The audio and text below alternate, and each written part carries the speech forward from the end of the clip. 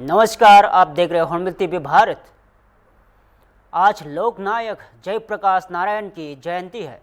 पूरे देश में उन्हें श्रद्धांजलि दी जा रही है। उत्तर प्रदेश की राजधानी लखनऊ में भी इस मौके पर अलग अलग राजनीतिक दलों ने अपने अपने तरीके से उन्हें नमन किया। समाजवादी पार्टी जहां श्रद्धांजलि सभा आयोजित कर रही है, वहीं बीजेपी ने लोकतंत्र सेनानियों के प्रांतीय सम्मेलन का आयोजन किया और लखनऊ के वेस्ट शेरिया हॉल में भारतीय जनता पार्टी ने लोकतंत्र सेनानियों के प्रांतीय सम्मेलन का आयोजन किया गया। इस कार्यक्रम में उत्तर प्रदेश के विभिन्न हिस्सों से आए लोकतंत्र सेनानियों ने हिस्सा लिया और जयप्रकाश नारायण को श्रद्धांजलि दी। और कार्यक्रम में शामिल हुए यूपी के उप मुख्यमंत्री ब्रजेश पाठक ने लोकतंत्र सेनानियों की बात सुनी और उनकी समस्याओं को समाधान का आश्वासन दिया। और तीसरे नंबर पर माला पहना करके और स्वागत कार्यक्रम हो रहा है। वहां पर भी सत्ता के सोपानों पर बैठकर जनता पार्टी के सगे चाचा की बात करो जब बैरन सिंह जी का भारतीय जनता पार्टी है जो सबसे पीछे बैठा व्यक्ति है और उनको कुर्सी छोड़ना पड़ता है। 5 मिनट बताया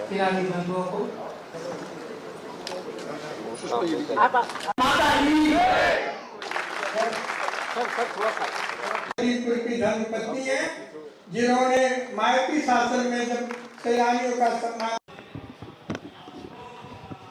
आज पूज्य जयप्रकाश नारायण जी की जयंती के अवसर पर मैं प्रदेशवासियों की तरफ से उनकी स्मृतियों को नमन करता हूं, श्रद्धांजलि अर्पित करता हूं। आज लोकतंत्र सेनानी पूरे प्रदेश के यहाँ एकत्र हुए हैं। उन्होंने कुछ डिमांड अपनी रखी है, उस डिमांड को हमारी सरकार प्रतिबद्धता के साथ इनके साथ है। मैं माननीय संबंधित मंत्री आदरणीय धर्मपाल जी से चर्चा करके इनकी मांगों को पूरा कराने का हर संभव प्रयास करूंगा। कार्यक्रम में उत्तर प्रदेश के बसपा अध्यक्ष भूपेंद्र सिंह चौधरी और सरकार के तमाम मंत्री, लखनऊ की मेयर सुषमा खरगवाल और बसपा नेता नीरज सिंह भी मौजूद रहे। सभी ने जयप्रकाश नारायण के विचारों को याद करते हुए उन्हें देश का सच्चा लोकतांत्रिक नेता बताया। लखनऊ की मेयर सुषमा खरगवाल ने जयप्रकाश नारायण को युग द्रष्टा बताया और वही बसपा नेता नीरज सिंह ने भी जयप्रकाश नारायण को लेकर अपनी बात रखी। जयप्रकाश नारायण की जयंती के मौके पर विभिन्न दलों ने के द्वारा किए गए आयोजन में दिखने को मिला और लोकतंत्र और विचारधारा की लड़ाई आज भी जिंदा है, बस उससे समझने और आगे बढ़ाने की जरूरत है।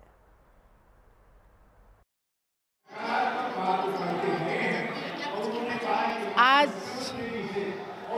सदैव जयप्रकाश नारायण जी की जन्म जयंती है। उनकी जन्म जयंती को लोकतांत्रिक सेनानियों ने हमेशा हर साल बड़ी धूमधाम से मनाया है। मैं भी उनकी जन्म जयंती में बहुत विनम्र श्रद्धांजलि अर्पित करती हूँ।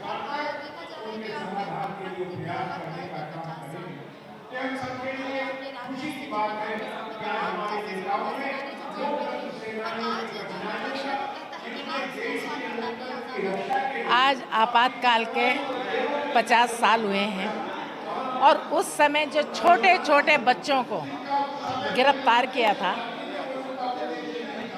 उसमें हमारे लखनऊ के सांसद, देश के रक्षा मंत्री हैं, वो भी अंदर जेल में बंद थे। उनकी माताजी बीमार हुई, नहीं छोड़ा गया। उसके बाद उनकी माताजी की सांसें थम गई। उसके बाद भी अंतिम संस्कार, अंतिम दर्शन करने के लिए भी नहीं छोड़ा गया। इस तरीके से बड़ा कठोर जनता के साथ व्यवहार किया गया। और जयप्रकाश नारायण जी कहते हैं, असली मालिक जनता ही है। संपूर्ण क्रांति हमारा नारा है, भावी इतिहास हमारा है।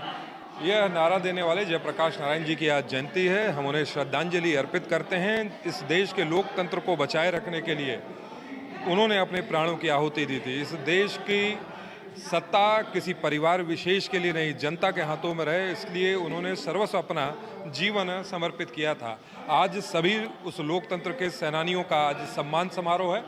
यह केवल उनका नहीं, इस लोकतंत्र के प्रति हमारी निष्ठा को भी दर्शाता है।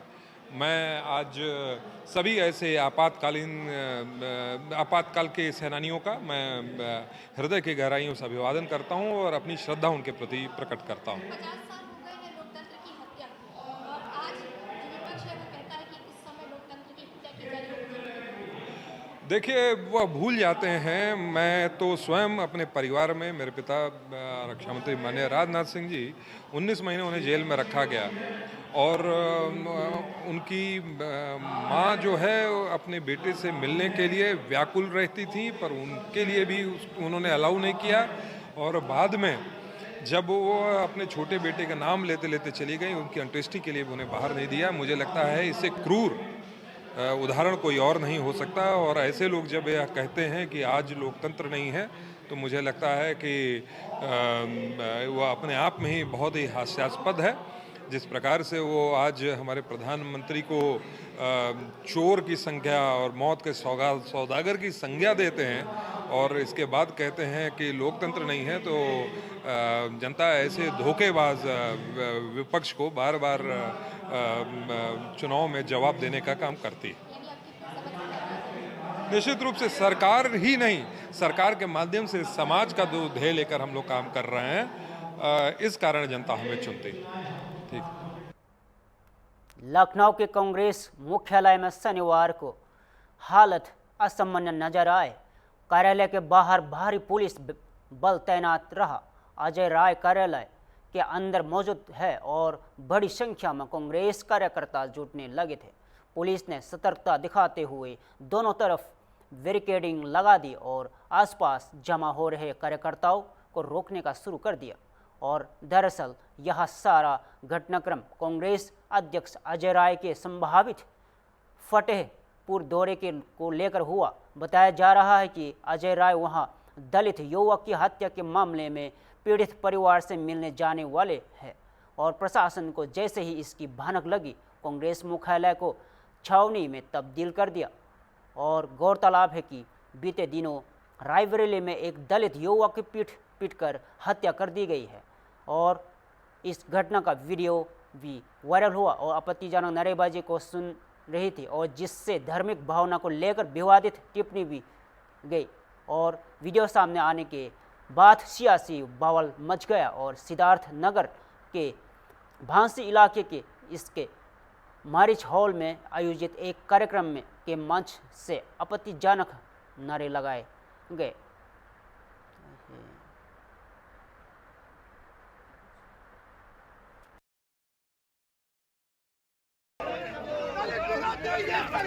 नहीं चलेगी, नहीं चलेगी, नहीं चलेगी, नहीं चलेगी, नहीं चलेगी, नहीं चलेगी, कार्यकर्ता भी नहीं चलेगी, नहीं चलेगी।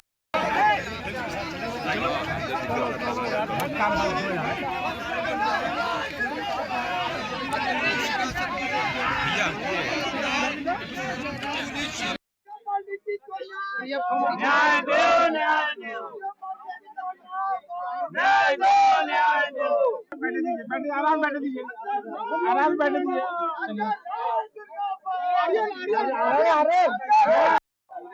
नहीं चलेगी, नहीं चलेगी, नहीं चलेगी, नहीं चलेगी। न्याय दो, न्याय दो।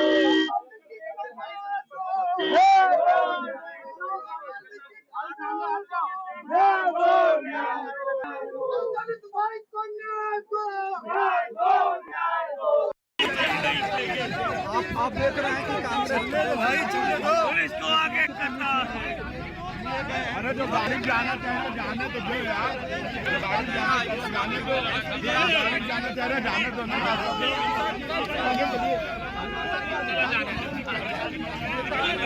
उनके साथ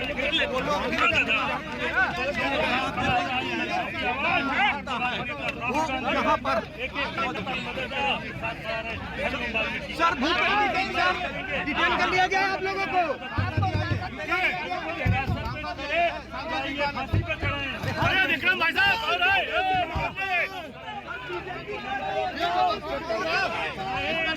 बीजेपी के लोग हम लोग मदद करने के लिए तैयार हैं। एक एक कार्यकर्ता एक एक साथी हमारे राहुल गांधी को वापस चलने के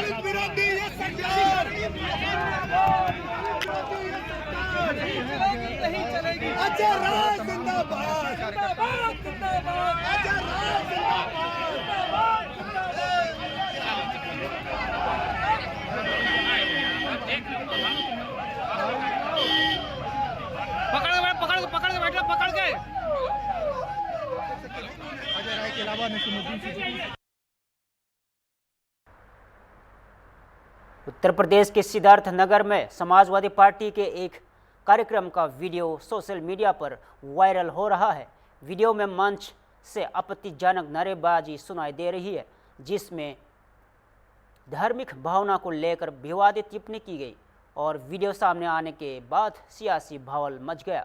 सिद्धार्थ नगर के भांसी इलाके के इसके मैरिज हॉल में आयोजित एक कार्यक्रम में मंच से आपत्तिजनक नारे लगाए गए। वायरल वीडियो में समाजवादी पार्टी के नेता नवल किशोर संख्या मुख्य अतिथि के रूप में मंच पर मौजूद है और कथित तौर पर नारा लगवा रहे हैं और जिसमें पिछड़ा, दलित और अल्पसंख्यक गठजोड़ और दम पर श्री राम को हवा में उड़ाने की बात कही जा रही है। और कार्यक्रम में सपा जिलाध्यक्ष लालजी यादव और विधायक शैदा खातून और अन्य पार्टी नेता भी मंच पर मौजूद थे। यह कार्यक्रम बहुजन नेता कांशीराम के परिनिर्वाण दिवस के मौके पर आयोजित किया गया है और वीडियो के वायरल होते ही माहौल गर्मा गया और सोशल मीडिया पर यूजर्स ने समाजवादी पार्टी की तीखी आलोचना की और बीजेपी सहित अन्य दलों ने भी बयान की निंदा करते हुए इससे समाज में विभाजन फैलाने वाला करार दिया। और फिलहाल प्रशासन वीडियो की सत्यता की जांच में जुटा है और मामले की संवेदनशीलता को देखते हुए जिले में अलर्ट जारी कर दिया गया है और देखना होगा कि समाजवादी पार्टी इस पर क्या सफाई देती है। और उस जमाने में श्रद्धेय नेता जी माननीय मुलायम सिंह यादव जी, आदरणीय श्रद्धेय नेता जी माननीय मुलायम सिंह यादव जी माननीय काशीराम साहब के साथ में मिले और 1993 में मिले तो वो नारा तो आपको सबको याद होगा और नारा दिया था, मिल गए मुलायम काशीराम और क्या हुआ था, मिल गए मुलायम काशीराम। जय श्री राम। हम नहीं कहेंगे, ये जनता कह रही है, मिल गए मुलायम काशीराम, हवा में उड़ गए जय श्री राम और हवा में उड़ गए जय श्री राम। सोचिए। फिरोजाबाद के टंडुला कोतवाली क्षेत्र के रेलवे जंक्शन के पास उस समय अफरा तफरी मच गई जब गुरुवार रात निर्माण दिन ओवरब्रिज का एक हिस्सा अचानक ढह गया और हादसा उस वक्त हुआ जब ब्रिज पर कंक्रीट डाली जा रही थी। 5 मजदूर इसके नीचे दब गए और हादसे में घायल 5 मजदूरों में से 4 को जिला हॉस्पिटल में ट्रॉमा सेंटर में भर्ती कराया गया है और जहां सभी खतरे से बाहर है। वही हथरास निवासी 50 वर्षीय मजदूर कलुआ की हालत गंभीर बताई जा रही है, जिससे FM मेडिकल कॉलेज रेफर किया गया है और घटना के बाद रेलवे वहां जिला प्रशासन के अधिकारी भारी पुलिस बल के साथ मौके पर पहुंचे और घटनास्थल का निरीक्षण किया गया और मलबे को घटाने का काम शुरू हुआ। वही हादसे के कारणों की जांच में भी शुरू कर दी गई है और फिलहाल घटनास्थल पर सुरक्षा बढ़ा दी गई है और मलबा हटाने का काम जारी है। प्रशासन ने कहा है कि निर्माण कार्य में हुई चूक की हर पहलू से जांच कराई जाएगी ताकि भविष्य में इस तरह की घटनाओं से बचा जा सके। और फिरोजाबाद के इस हादसे ने एक बार फिर से निर्माण स्थलों की सुरक्षा को लेकर सवाल खड़े कर दिए हैं और देखना होगा कि जांच में कौन सी जिम्मेदार निकलता है और क्या कार्रवाई होती है।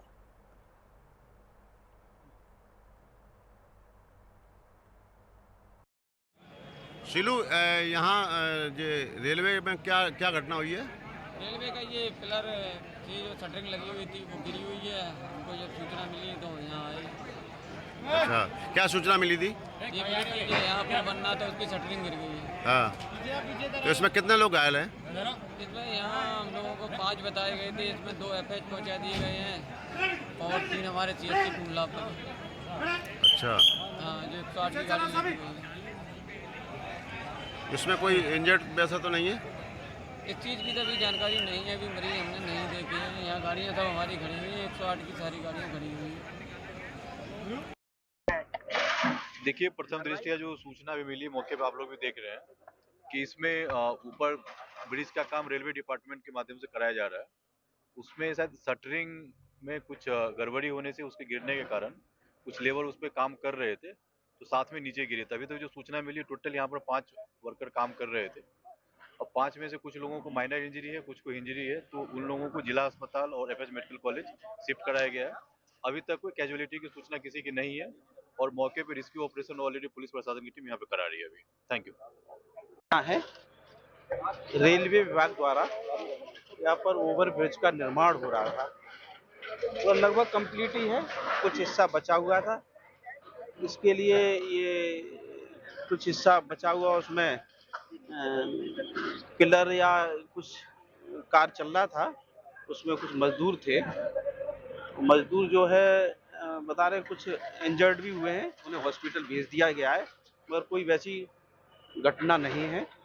मगर जिसके चोट आई है तो वो उनके स्वास्थ्य की चिंता कर रहे हैं, सभी हॉस्पिटल में डॉक्टर लगे हुए हैं। एक चीज जानना चाहते हैं कि आपके क्षेत्र का मामला है, ये पुल ढह गया, इसमें दोषी कौन है? क्या वो अधिकारी दोषी नहीं है जो इसका इंस्पेक्शन करते रहे? अभी इसमें शटरिंग का काम हो रहा था, अभी पुल बना नहीं है। मतलब वो जो कंप्लीट हो गया है, उसके अलावा कुछ हिस्सा बचा हुआ है, उसमें शटरिंग का काम चल रहा था। शटरिंग का काम बस गिरा है, शटरिंग गिरी है, पुल नहीं रहा है। तो शटरिंग में कहीं कोई बरसात की वजह से कहीं मिट्टी पोली रह गई होगी, इसकी वजह से वो शटरिंग गिरी है। तो इसमें इंजर्ड हुए हैं, उनका इलाज के लिए हॉस्पिटल में भेज दिया गया है। चिंता हम सब लोग कर रहे हैं, जो मजदूर दबे हैं उन्हें निकाल लिया गया है, हॉस्पिटल भेज दिया गया है। एक 21 है जहाँ पे हावड़ा एंड की तरफ टुल्ला जंक्शन के पास ये जो ROB का जो काम चल रहा था, उसमें 2 पिलर के बीच में जो स्ट्रक्चर है जिसको शटरिंग कहते हैं, वो जाके गिरा है, जिसमें 4 से 5 लोग इंजर्ड हुए हैं। 2 लोग रेलवे हॉस्पिटल गए हैं, उनको एडमिट कराया गया है, बाकी 3 से 4 लोग जिला हॉस्पिटल को भेजा गया है। मैं साइट पे हूँ, यहाँ पे ऑन द साइट 2 JCB काम कर रही है और हमारी कोशिश है जल्दी जल्दी इसको रेस्टोरेशन कराया जाए। लोग दबने की आशंका है। देखिए, अभी साइट पे तो दबने की आशंका तो कम लग रही है, लेकिन जब तक पूरा रेस्टोरेशन ना हो जाए, इवैक्यूएशन ना हो जाए तो कहना मुश्किल है। सर, क्या लगता है इसको देखने में किस तरह से लापरवाही बरती गई है? देखिए, ये इन्वेस्टिगेशन का विषय है। यहाँ पे गति शक्ति यूनिट काम कर रही थी और उसके लेबर उसके ऊपर में FOB स्ट्रक्चर पे काम हो रहा था, ROB स्ट्रक्चर पे, तो उसमें लेबर लोग घायल हुए हैं जिसकी आशंका है और कुछ 1-2 लोगों को मल्टीपल इंजरी भी आई है। वहाँ के लोग काम कर रहे थे, वहाँ ये गति शक्ति यूनिट काम कर रही थी, उसके लेबर इसमें वहाँ पे काम कर रहे थे। प्रधानमंत्री नरेंद्र मोदी ने आकांक्षी जिलों के सफल मॉडल की तारीफ करते हुए अब कृषि विकास के लिए 100 पिछड़े जिलों पर केंद्रित एक नई योजना की घोषणा की है। प्रधानमंत्री ने धन्य कृषि योजना की इसी सोच का परिणाम है। प्रधानमंत्री ने बताया कि इसी मॉडल से प्रेरित होकर अब सरकार 100 कृषि जिलों को भी तरक्की की मुख्यधारा में लाने की जा रही है। और प्रधानमंत्री ने कहा कि प्रधानमंत्री धन्य कृषि योजना के तहत 36 योजनाओं को एक साथ मिलाकर एकीकृत किया गया है ताकि समन्वित विकास हो सके। इस योजना में पशुधन को भी अहमियत दी गई है। अब तक 125 करोड़ से ज़्यादा टीके मुफ्त लगाए गए हैं, जिसमें पशु स्वास्थ्य बेहतर हुआ है और किसानों की चिंताएं घटी। प्रधानमंत्री मोदी का मानना है कि अगर योजनाएं जमीनी स्तर पर पहुंचे और पिछड़े क्षेत्रों को प्राथमिकता दी जाए तो पूरे देश का संतुलित विकास संभव है। अब देखना होगा कि कृषि जिलों में यह मॉडल कितना कारगर साबित होता है। साथियों, जब वंचितों को वरीयता मिलती है, पिछड़ों को प्राथमिकता मिलती है, तो उसके नतीजे भी बहुत अच्छे मिलते हैं। आज आकांक्षी जिलों में माता मृत्यु दर कम हुई है, बच्चों का स्वास्थ्य सुधरा है, पढ़ाई का स्तर सुधरा है। कितने ही पैरामीटर्स में ये जिले अब अन्य जिलों से बेहतर कर रहे हैं। साथियों, अब इसी मॉडल पर हम खेती के मामले में पिछड़े देश के 100 जिलों का, जो खेती के क्षेत्र में बाकी चीजों में आगे होंगे, ऐसे 100 जिलों का हम विकास करना चाहते हैं, उस पर ध्यान केंद्रित करके काम करना चाहते हैं। पीएम धन धान्य कृषि योजना की प्रेरणा वही आकांक्षी जिलों का मॉडल है। इस योजना के लिए 100 जिलों का चयन बहुत सोच समझकर किया गया है। 3 पैरामीटर्स पर इन जिलों का चुनाव किया गया है। पहला, खेत से कितनी पैदावार होती है। दूसरा, एक खेत में कितनी बार खेती होती है। और तीसरा, किसानों को लोन या निवेश की कोई सुविधा है, और है तो कितनी मात्रा में है। साथियों, हमने अक्सर 36 के आंकड़े की चर्चा सुनी है। हम बार बार कहते हैं उनके बीच तो 36 का आंकड़ा है, लेकिन हर चीज को हम चुनौती।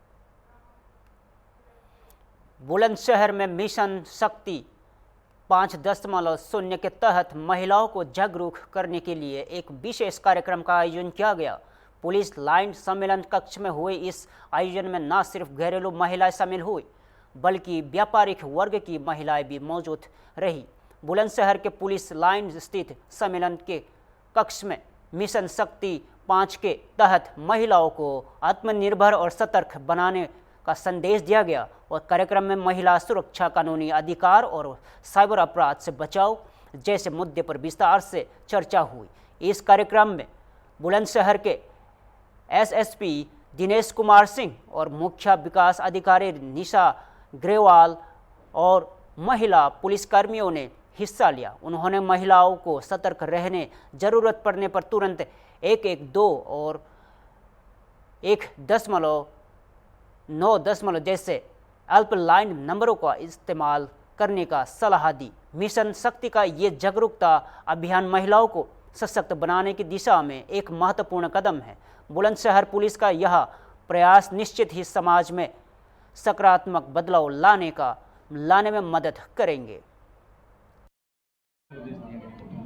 देखिए, जनपद बुलंदशहर में लगातार 22 तारीख से जब से औपचारिक उद्घाटन हुआ है इस कार्यक्रम का, मिशन शक्ति 5.0, उस पे कार्यक्रम हो रहे हैं। उसी क्रम में आज जनपद बुलंदशहर के पुलिस लाइन में एक women's conference with press briefing का कार्यक्रम रखा गया था, जिसमें आप देख रहे हैं काफ़ी बड़ी संख्या में सभी क्षेत्रों से, समाज के, उसमें उद्यम जगत से भी, व्यापार जगत से भी और शिक्षा के जगत से, कृषि के क्षेत्र से, हमारे कई रिनाउंड जो हमारे NGOs हैं उनकी महिलाएं आई थी, स्वयं सहायता ग्रुप से आई थी, इवन जो होम मेकर्स महिलाएं थी वो भी काफ़ी संख्या में आई थी।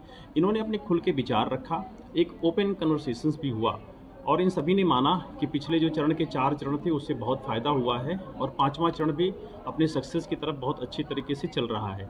इसकी जो पहुंच है वो गांव, गलियों, मोहल्लों तक हो रही है और लगातार ये महिलाएं पुलिस के साथ निकल करके उन चौपालों में शामिल भी हो रही हैं। अभी तक जो हमारे कार्यक्रम थे स्कूल कॉलेजेस में लगातार इन पे डिबेट्स, इन पे वार्ता, लोगों के अंदर जागरूकता, विभिन्न सरकारी योजनाओं को कैसे उनको लाभ लें, हम कैसे छोटे छोटे समूहों में काम कर सकते हैं, इसको लेकर के सरकार इतनी ढेर सारी आर्थिक उन्नयन की योजनाएं चला रही है, उनका लाभ कैसे लें, जो हमारे हेल्पलाइन नंबर हैं उनका फ़ायदा कैसे लें।